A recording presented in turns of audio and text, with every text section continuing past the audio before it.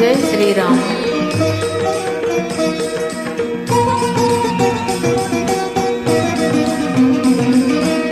తండ్రి మాట నిలుప రామచంద్రుడు వల్కలధారి రాజ్యము వీడే. సీతా లక్ష్మణులు తనతో రాగా 14 వనవాసమేగే. కరదూషణాది 14,000 అసురుల చంపే జనాస్థానమున అని హనుమంతుడు మృదు మధురముగా పలికెను సీతా రామకథ.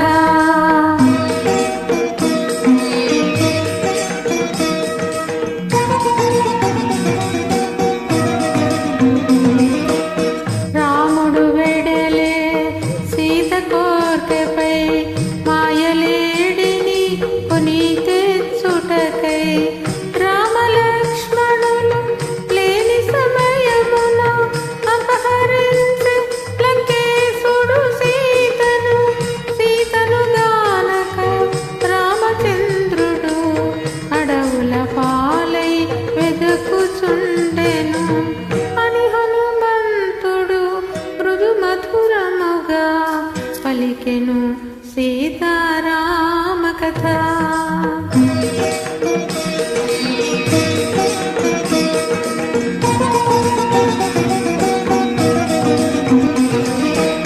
రామ సుగ్రీవులు వనమున గలిసిరి. మిత్రులైరి ప్రతిజ్ఞలబోనిరి. శ్రీ రఘురాముడు వాలిని గోల్సెను. సుగ్రీవుని కపిరాజుగా చేసెను. సుగ్రీవులాన లంక చేరితి. సీతామాతను కనుగొనగలిగితి అని హనుమంతుడు మృదు మధురముగా పలికెను సీతారామ కథ.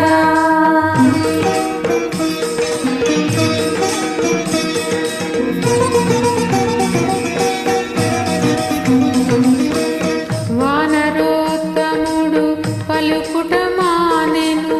జానకికెంతో విస్మయమాయను. భయముగా నలువంకలుగని మెల్లగా మోమెత్తి పైకి చూచెను. శోభిల్లు శింశుపాశాఖలందున బాలాంబుని వలె మారుతి తోచెను. మారుతి రూపము చిన్నదైనను తేజోమయమై భీతి గొల్పెను. శ్రీ హనుమాను గురుదేవ